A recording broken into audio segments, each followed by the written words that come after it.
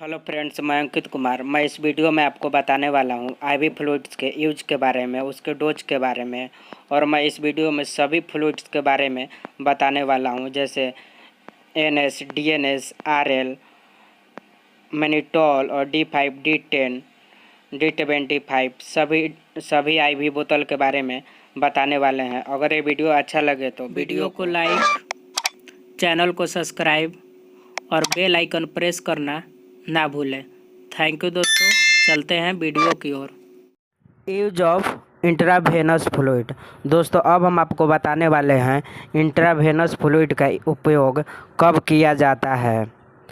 और intravenous fluids का जो शॉर्ट नेम होता है उसे आईवी फ्लूइड बोला जाता है, यानी आईवी फ्लूइड्स को इंट्रावेनस फ्लूइड्स बोला जाता है। आईवी फ्लूइड्स का फुल फॉर्म होता है इंट्रावेनस फ्लूइड्स। अब हम आपको इसके यूज के बारे में बताने वाले हैं कि इसका उपयोग कब किया जाता है। IV fluids are specially formulated fluids that are injected into a vein to prevent or treat dehydration। IV fluids विशेष रूप से तैयार किए गए तरल पदार्थ है जिसे डिहाइड्रेशन को रोकने या उसका इलाज करने के लिए नस में इंजेक्ट किया जाता है।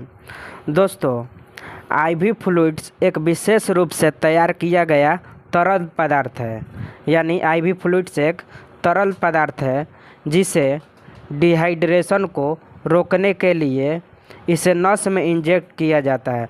दोस्तों, जब किसी व्यक्ति को डिहाइड्रेशन हो जाती है, यानी उसके शरीर में पानी की कमी हो जाती है, डिहाइड्रेशन को बोला जाता है किसी व्यक्ति में पानी की कमी होना। जब किसी व्यक्ति के शरीर में पानी की कमी हो जाती है, उस समय इस आईवी फ्लूइड्स को उसके नसों में इंजेक्ट किया जाता है, यानी उसको चढ़ाया जाता है।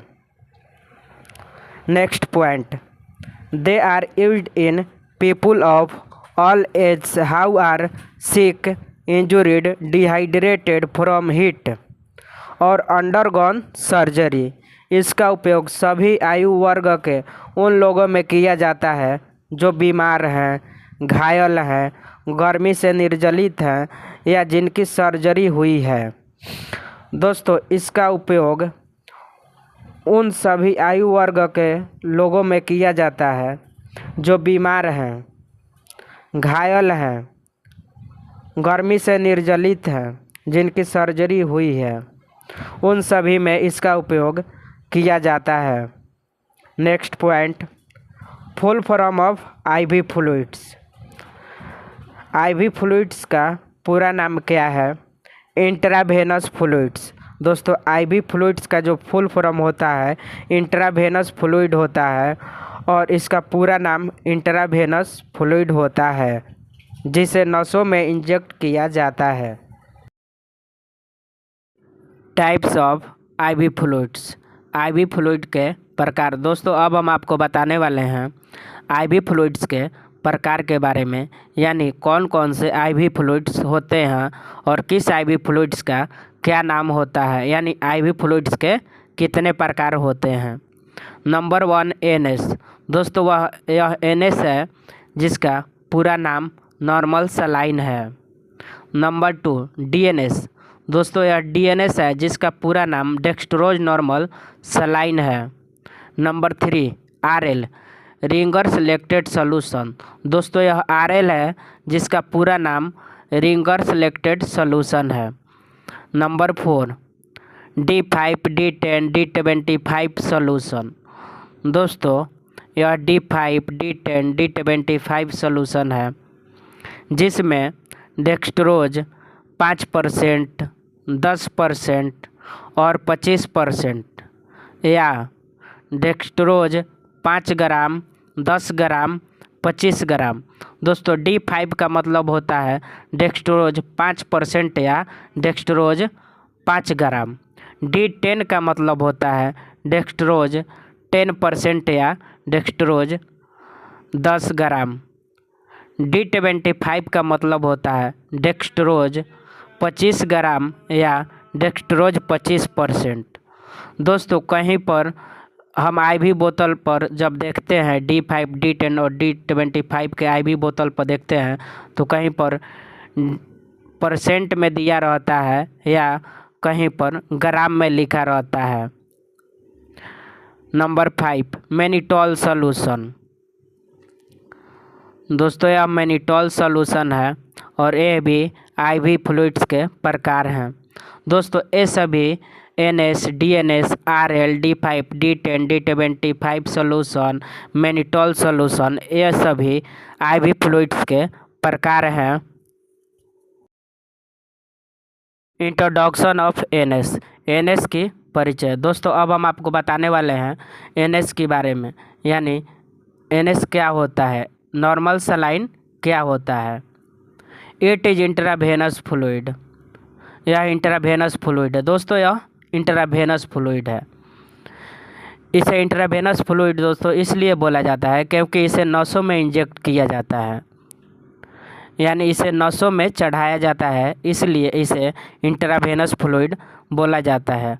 और इंट्रावेनस का मतलब होता है नस, जो नस है उसको इंट्रावेनस बोला जाता है, और फ्लूइड मतलब पानी। यह इंट्रावेनस फ्लूइड है। Composition of NS। दोस्तों अब हम आपको बताने वाले हैं नॉर्मल सलाइन में क्या उपस्थित होता है, यानी नॉर्मल सलाइन में क्या पाया जाता है। NS की 100 ml, 250 ml, 500 ml और 1000 ml की बोतल आती है जिसमें 0.9% NaCl पाया जाता है। दोस्तों NS की 100 ml, 250 ml, 500 ml और 1000 ml की बोतल आती है जिसमें 0.9% नमक पाया जाता है, यानी NaCl मतलब होता है नमक। तो 0.9% NaCl यानी नमक पाया जाता है। दोस्तों यहाँ पर आप डायग्राम में देख रहे हैं कि 100 ml NS, 250 ml NS, 500 ml NS और 1000 ml NS की बोतल है, और इन सभी में 0.9% NaCl यानी 0.9% नमक उपस्थित है। यूज ऑफ NS का उपयोग।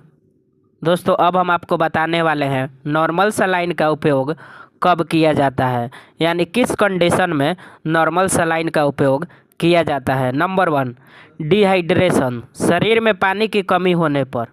जब किसी व्यक्ति के शरीर में पानी की कमी हो जाती है उस समय इस नॉर्मल सलाइन को उसे चढ़ाया जाता है। दोस्तों डिहाइड्रेशन का मतलब होता है किसी व्यक्ति के शरीर में पानी की कमी होना, उसको हम डिहाइड्रेशन बोलते हैं। और उस समय जब किसी व्यक्ति को डिहाइड्रेशन हो जाता है उस समय इस NS का उपयोग किया जाता है। नंबर 2, वुंड वॉशिंग, घाव को धोने के लिए NS का उपयोग किया जाता है। डाइल्यूट ऑफ इंजेक्शन, इंजेक्शन को मिलाने के लिए NS का उपयोग किया जाता है। दोस्तों आप देखे होंगे कि बहुत सारे ऐसे आईवी इंजेक्शन आते हैं जो पाउडर फॉर्म में होते हैं और उसको डाइल्यूट करने के लिए NS का उपयोग किया जाता है और उसके बाद उसे वेन में इंजेक्ट किया जाता है, यानी नस में इंजेक्ट किया जाता है। इसलिए इंजेक्शन को डाइल्यूट करने के लिए NS का उपयोग किया जाता है। नंबर 4, मेंटेन वाटर बैलेंस, पानी की कमी पूरा करने के लिए NS का उपयोग किया जाता है। जब पानी की कमी हो जाती है उस समय NS का उपयोग किया जाता है उस पानी के कमी को पूरा करने के लिए। Number 5, to insert of Foley's catheter, Foley's catheter डालने के लिए भी NS का उपयोग किया जाता है। दोस्तों जब आप देखे होंगे हॉस्पिटल में जब किसी व्यक्ति का फॉलिस कैथेटर डाला जाता है, यानी जब किसी व्यक्ति में फॉलिस कैथेटर डाला जाता है तब उस वक्त NS का उपयोग किया जाता है। नंबर 6, यूज ऑफ नेबुलाइजेशन, इसका उपयोग कभी कभार नेबुलाइज करने के लिए भी किया जाता है। दोस्तों आप देखे होंगे कि इसका उपयोग नेबुलाइज करने के लिए भी किया जाता है। डोज ऑफ NS, कितना नॉर्मल सलाइन देना है। दोस्तों अब हम आपको बताने वाले हैं एनएस के डोज के बारे में कि कितना एनएस का डोज पेशेंट को देना चाहिए। Dose of normal saline is completely depend on patient age and disease condition. Dose of normal saline is completely depend on patient age and disease condition. Normal saline की खुराक पूरी तरह से रोगी की उम्र और रोग की स्थिति पर निर्भर करती है। दोस्तों पेशेंट को कितना नॉर्मल सलाइन देना है यह उसके रोग और उसके उम्र और उसके स्थिति पर निर्भर करता है। यानी नॉर्मल सलाइन का कितना डोज देना है पेशेंट को उसके रोग की कंडीशन यानी रोग की स्थिति और उसके उम्र पर निर्भर करता है। मरीज को लगभग 2000 से 3000 ml एनएस 24 घंटा में दे सकते हैं। मरीज को लगभग 2000 से 3000 ml एनएस 24 घंटा के अंदर में दे सकते हैं। नोट्स: अगर किसी व्यक्ति को ब्लड प्रेशर यानी बीपी की समस्या है तो उसे नॉर्मल सलाइन ना चढ़ाएं। दोस्तों अगर किसी व्यक्ति को बीपी की समस्या है तो उसे नॉर्मल सलाइन यानी एनएस ना चढ़ाएं। नंबर 2, एनएस चढ़ाने से पहले बीपी यानी ब्लड प्रेशर ज़रूर चेक करें। अगर जब किसी व्यक्ति को एनएस चढ़ाना है तो उस एनएस को चढ़ाने से पहले उसका बीपी चेक कर ले कि उसका बीपी बढ़ा हुआ है या घटा हुआ है, यानी बीपी इंक्रीज है या डिक्रीज है। नंबर 3, अगर मरीज का ब्लड प्रेशर यानी बीपी बढ़ा हुआ है तो उसे नॉर्मल सलाइन एनएस नहीं चढ़ाना चाहिए, नहीं तो मरीज को हाइपरटेंशन हो सकता है। दोस्तों अगर मरीज का बीपी बढ़ा हुआ है तो उसे एनएस ना चढ़ाए, नहीं तो मरीज को हाइपरटेंशन हो जाएगी। दोस्तों यहाँ पर जो हाइपरटेंशन है उसमें डबल एच टाइप हो गया है गलती से, केवल वहाँ पर एक ही एच होगा। नंबर 4, अगर किसी मरीज का बीपी यानी ब्लड प्रेशर लो है उसे एनएस चढ़ाया जा सकता है। एनएस चढ़ाने से बीपी इंक्रीज होता है। दोस्तों अगर किसी मरीज का बीपी लो है यानी ब्लड प्रेशर लो है तो उसे एनएस चढ़ा सकते हैं। एनएस चढ़ाने से बीपी इंक्रीज होता है।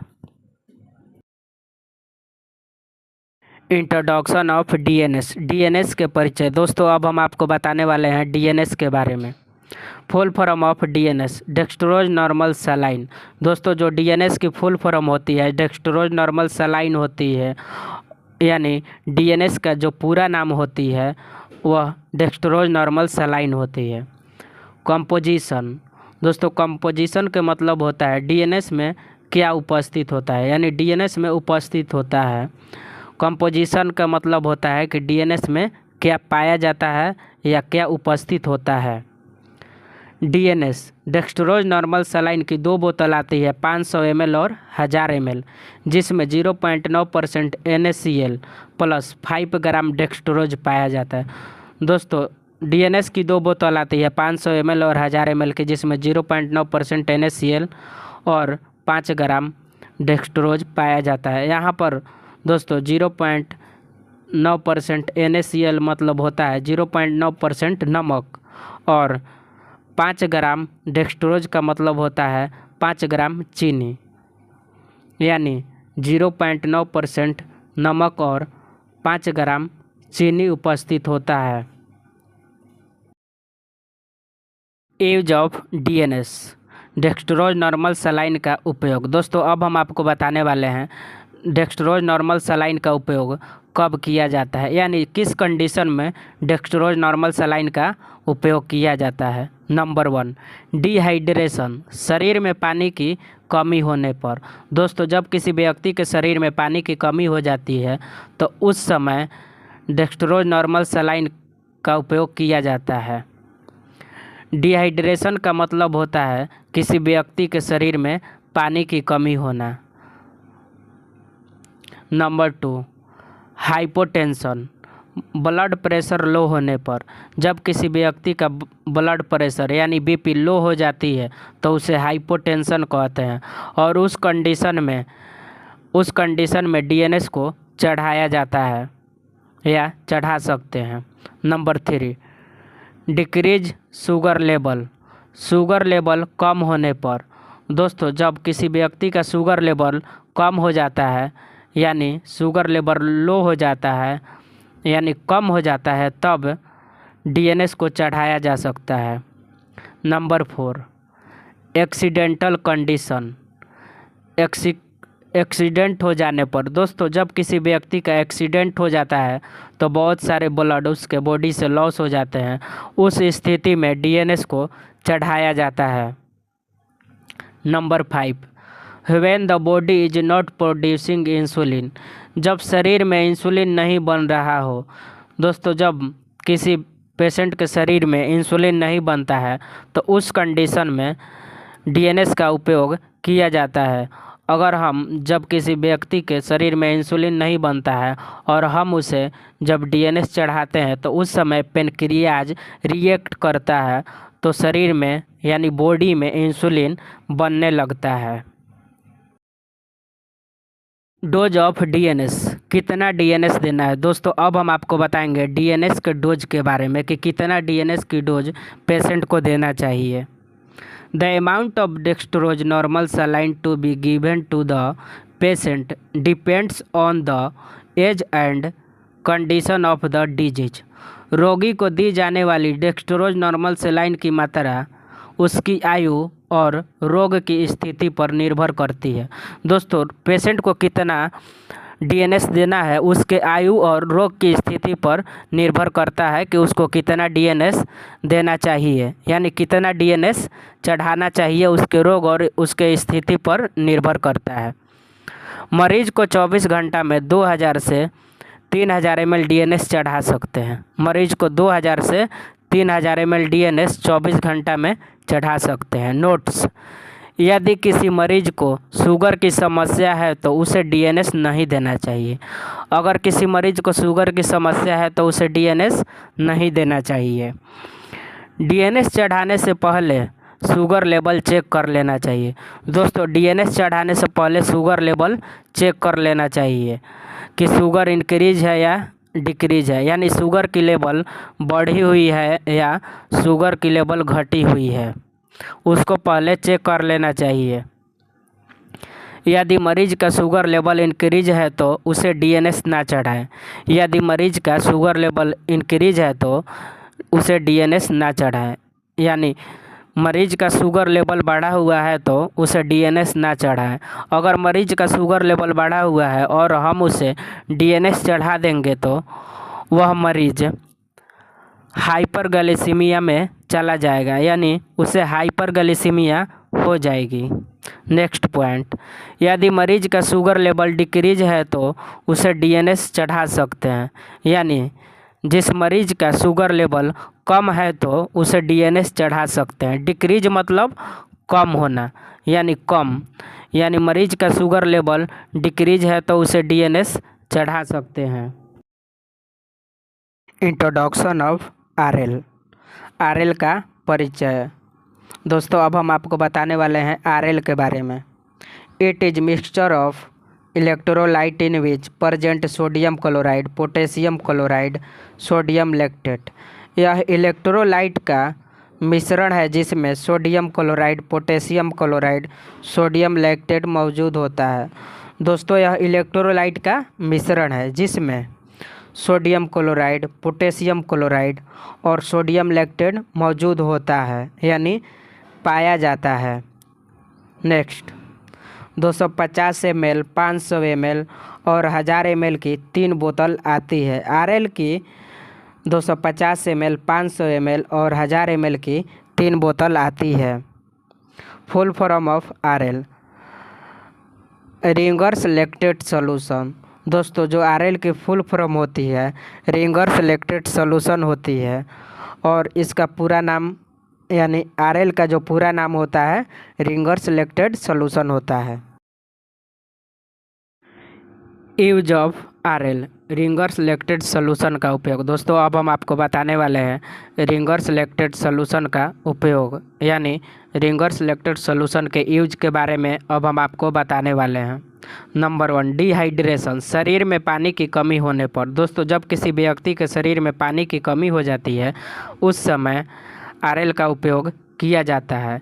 डिहाइड्रेशन का मतलब होता है किसी व्यक्ति के शरीर में पानी की कमी होना, इसीलिए दोस्तों डिहाइड्रेशन में आरएल का उपयोग किया जाता है। Number 2 deficiency of electrolyte, electrolyte की कमी होने पर। दोस्तों जब किसी व्यक्ति में इलेक्ट्रोलाइट की कमी हो जाती है उस समय इस आरएल का उपयोग किया जाता है। Number 3 given after surgery, surgery के बाद दिया जाता है। दोस्तों जब किसी पेशेंट की सर्जरी हो जाती है तो उसके बाद आरएल को चढ़ाया जाता है। नंबर 4 बर्निंग कंडीशन, जब कोई व्यक्ति जल जाता है, यानी दोस्तों जब जले हुए पेशेंट में भी आरएल का उपयोग किया जाता है। नंबर 5 न्यूट्रिशनल डिफिशियंसी, कुपोषण हो जाने पर। दोस्तों जब कोई व्यक्ति यानी जब किसी व्यक्ति में न्यूट्रिएंट्स की कमी हो जाती है तो उस समय भी आरएल का उपयोग किया जाता है, यानी आरएल चढ़ाया जाता है। Number 6 it can be given to diabetic patient, इसे मधुमेह रोगियों को दिया जा सकता है। दोस्तों जो डायबिटीज के पेशेंट होते हैं यानी जो शुगर के पेशेंट होते हैं उन्हें भी आरएल चढ़ाया जा सकता है। नंबर 7 हाइपोटेंशन, ब्लड प्रेशर कम होने पर। दोस्तों जो बीपी के पेशेंट होते हैं यानी जिनकी बीपी लो हो जाती है, बीपी के पेशेंट नहीं, जिनकी बीपी लो हो जाती है उनको आरएल चढ़ाया जा सकता है। यानी हाइपोटेंशन, यानी जिस व्यक्ति को हाइपोटेंशन होती है, हाइपोटेंशन का मतलब होता है बीपी का लो हो जाना, तो वैसे पेशेंट में हम आरएल को चढ़ा सकते हैं। दोस्तों आप जान गए होंगे कि आरएल का उपयोग कब कब किया जाता है, यानी आरएल को किस किस कंडीशन में चढ़ाया जा सकता है पेशेंट को। Dose of RL. दोस्तों अब हम आपको बताने वाले हैं आरएल के डोज के बारे में। रिंगर्स लैक्टेट सॉल्यूशन कितना देना है उसके बारे में बताने वाले हैं कि पेशेंट को आरएल के कितना डोज देना चाहिए। Dose of ringers lactate solution depends on patient condition and disease. Ringers lactate solution की खुराक रोगी की स्थिति और रोग पर निर्भर करती है। दोस्तों पेशेंट को कितना आरएल देना है उसके कंडीशन यानी रोग की स्थिति और उसके कंडीशन पर निर्भर करता है, यानी आरएल की कितना क्वांटिटी पेशेंट को देना है रोगी की स्थिति और रोग पर निर्भर करता है।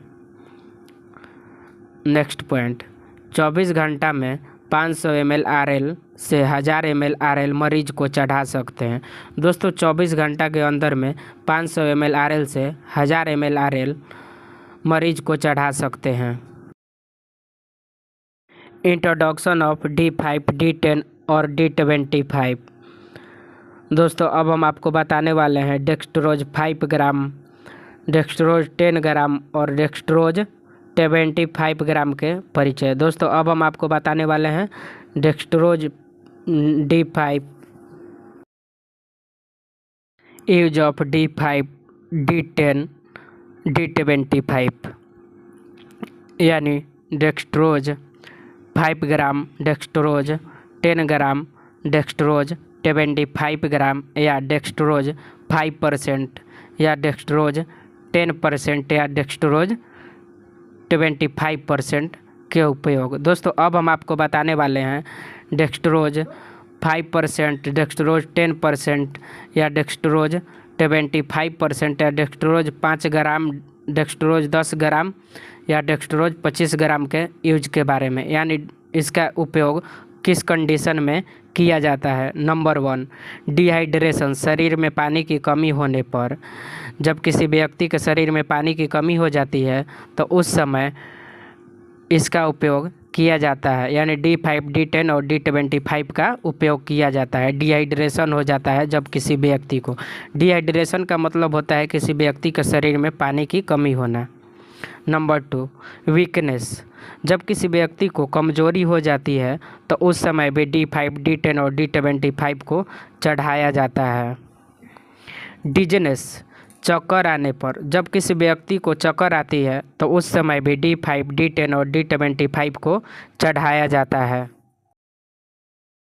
डोज ऑफ D5, D10 और D25। डेक्स्ट्रोज 5 ग्राम, डेक्स्ट्रोज 10 ग्राम और डेक्स्ट्रोज 25 ग्राम कितना देना है पेशेंट को, उसके बारे में अब हम आपको बताने वाले हैं। दोस्तों, जो डेक्स्ट्रोज 5 ग्राम है उसके जगह पर डेक्स्ट्रोज 5% भी बोला जा सकता है, यानी डेक्स्ट्रोज 5 ग्राम या डेक्स्ट्रोज 5%। अब हम इसके डोज के बारे में बताने वाले हैं। 24 घंटा में 2000 ml से 3000 ml चढ़ा सकते हैं। दोस्तों, 24 घंटा में 2000 से 3000 ml डेक्स्ट्रोज पेशेंट को चढ़ा सकते हैं, यानी D5, D10 और D25 24 घंटा में 2000 ml से 3000 ml पेशेंट को चढ़ा सकते हैं। नोट्स: D5, D10 और D25 को शुगर के पेशेंट को ना चढ़ाएं। दोस्तों, D10, D5 और D25 को शुगर के पेशेंट को नहीं चढ़ाना चाहिए। D5, D10 और D25 को चढ़ाने से पहले शुगर लेवल चेक कर लें। दोस्तों, D5 और D10 और D25 को चढ़ाने से पहले शुगर लेवल चेक कर लेना चाहिए कि शुगर बढ़ा हुआ है या घटा हुआ है, यानी शुगर इंक्रीज है या डिक्रीज है। इंक्रीज मतलब बढ़ा हुआ है या और डिक्रीज मतलब घटा हुआ है, यानी शुगर लेवल बढ़ा हुआ है कि घटा हुआ है। शुगर लेवल इंक्रीज है तो D5, D10 और D25 ना चढ़ाएं, नहीं तो पेशेंट को हाइपरग्लाइसेमिया हो जाएगी। दोस्तों, अगर जिस पेशेंट का शुगर लेवल बढ़ा हुआ है तो उसे D5, D10 और D25 चढ़ा देंगे गलती से तो उसकी शुगर बढ़ जाएगी, यानी वो पेशेंट हाइपरग्लाइसेमिया का शिकार हो जाएगा। इसीलिए अगर जिस व्यक्ति का शुगर लेवल बढ़ा हुआ है तो उसे D5 और D10 और D25 ना चढ़ाए, ना तो उसे हाइपरग्लाइसेमिया हो जाएगी। Introduction of mannitol solution. Mannitol solution का परिचय। दोस्तों, अब हम आपको बताने वाले हैं मैनिटोल सॉल्यूशन के बारे में। कंपोजिशन, क्या उपस्थित होता है, अब हम उसके बारे में आपको बताएंगे। 20 gram mannitol solution is present in 100 ml बोतल। 100 ml के बोतल में 20 ग्राम मैनिटोल सॉल्यूशन उपस्थित होता है। दोस्तों, जो 100 ml की बोतल आती है उसमें 20 ग्राम मैनिटोल उपस्थित होता है, या जो 100 ml की बोतल आती है उसमें 20% मैनिटोल उपस्थित होता है। जो मैनिटोल की बोतल होती है उस पर कभी कभी 20 ग्राम या 20% भी लिखा हुआ रहता है। इसलिए 100 ml के बोतल में 20 ग्राम मैनिटोल या 20% मैनिटोल सॉल्यूशन उपस्थित होता है। Use of mannitol solution. Mannitol solution का उपयोग। दोस्तों, अब हम आपको बताने वाले हैं मैनिटोल सॉल्यूशन का उपयोग के बारे में, यानी मैनिटोल सॉल्यूशन का उपयोग कब किया जाता है, किस कंडीशन में मैनिटोल सॉल्यूशन का उपयोग किया जाता है। This is the type of diuretic solution. It means it increase the volume of urine. This is the type of diuretic solution. It means it increase the volume of urine. यह diuretic solution होता है, यह urine की मात्रा को बढ़ाता है। दोस्तों, यह डायरेटिक सॉल्यूशन होता है और यह यूरिन की मात्रा को बढ़ा देता है। It is used when the amount of water in the body increases. इसका प्रयोग तब किया जाता है जब शरीर में पानी की मात्रा बढ़ जाती है। इसका उपयोग तब किया जाता है जब शरीर में पानी की मात्रा बढ़ जाती है। जब शरीर में पानी की मात्रा बढ़ जाती है, यानी जब किसी व्यक्ति के शरीर में पानी की मात्रा बढ़ जाती है और उस समय हम मैनिटोल को उसे चढ़ा दें तो वह इतना यूरिन करेगा कि उसके शरीर में पानी की कमी हो जाएगी। The patient urinates a lot after administering the mannitol solution. Mannitol solution देने के बाद मरीज को बहुत ज़्यादा मात्रा में यूरिन होती है। दोस्तों, मैनिटोल सॉल्यूशन देने के बाद मरीज को बहुत ज़्यादा मात्रा में यूरिन होती है। यानी जब मैनिटोल सॉल्यूशन पेशेंट को चढ़ाया जाता है तो उसके बाद वह बहुत ज़्यादा यूरिन करता है।